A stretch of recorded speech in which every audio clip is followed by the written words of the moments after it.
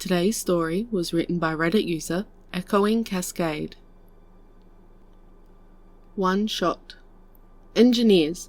If a physicist proved the existence of a universe that was cube-shaped with red polka dots, they would be able to make a ship to navigate it given enough time, money, coffee, and maybe a pinch of LSD.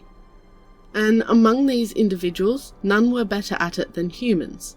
At least that's what most believe. For while it is true that a human once stopped an antimatter breach with a scoop of ice cream, some people don't talk about all the times they picked the wrong flavour. When I was told I needed to have bubblegum ice cream available in engineering, I thought it was one of their famous jokes. Then the updated manual arrived. 4046, pronounced 4046, captain of the long-range vessel the Favourable Tide, was floating towards the quarters of his chief of engineering. 2 days ago their ship was hit by an errant microsingularity that nearly destroyed it. They had followed the standard procedures, namely putting everything on reserve power, sealing the affected areas and sending an SOS, but with no response to their call for aid, they were going to have to get inventive. The Imurat captain, short, grey-skinned, equipped with an anti-grav belt, sighed as he stopped in front of Jakupec's room. I wondered the kind of human I was getting, the professional, by-the-book kind, or the more classic type. Their charted course had brought them near the corona of the local star when he got his answer. 4046 had asked Jake if he could reinforce the shield, or if they would have to chart a new route. He had answered with, "Why don't we just cross it at night?" I checked the rules and regulations to see if corporal punishment could be meted for horrible jokes, twice. I even asked my senior staff if they agreed with the rule, though Katie in Sentient Resources did say she could sweep it under the rug if I choose to go forward with it, and the medical officer said he could make it look like an accident. 4046 assumed Doc was kidding. That is until he sent him an encrypted file with ways to dispose of the body. I deleted the file, pretended I never saw it, and offered him the chance to transfer to another vessel next time we were at a dry dock. He accepted. The Imurak knocked at the door. "Jake, enter." 4046 slowly entered while reading the data slate in his hands. 4046. In accordance with Regulation 2734B, subsection 4, he raised his head and found Jake eating ice cream. 4046. Subsection 4, subsection, for fuck's sake, are you eating the emergency ice cream? Jake looked at the bowl in his hand, the melting ice cream on his spoon, and then at his captain. Jake, no? The Imorak's hand twitched towards the sidearm before he caught himself and remembered why he was here. 4046. As I was saying, according to the regulations, I now have to give you full run of the ship. Jake threw the bowl of ice cream behind his head, which shattered on impact with the floor. 4046 winced, but Jake didn't seem to notice and was all smiles. Jake, seriously?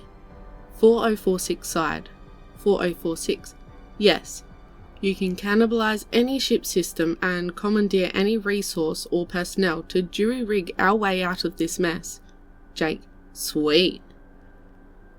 5 hours, several angry calls from crew members, and at least one law of physics being insulted later, Jake had called the captain to show him his solution.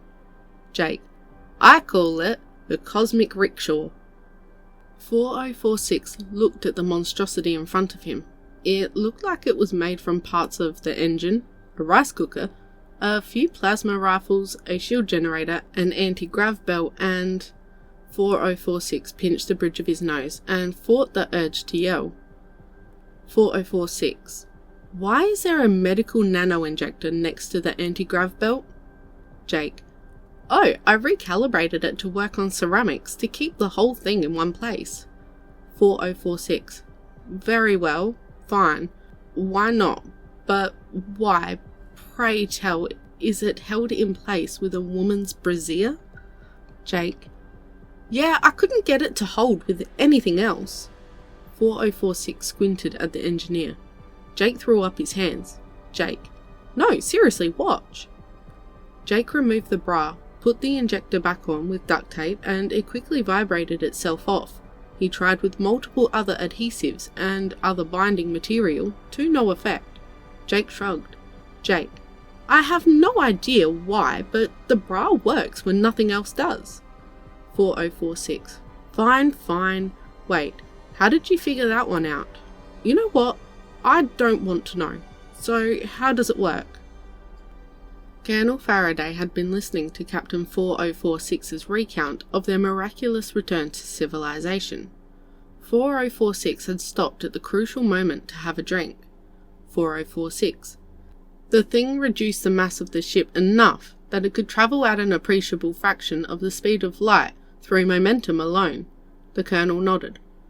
Colonel. So you then fired the impulse engines and made it back home?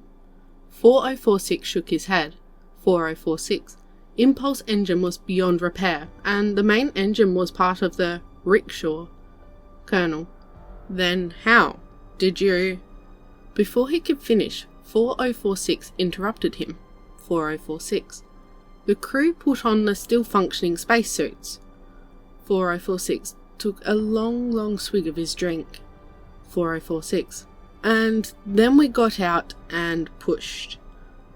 The Colonel raised an incredulous eyebrow, and 4046 responded with a pained nod of affirmation.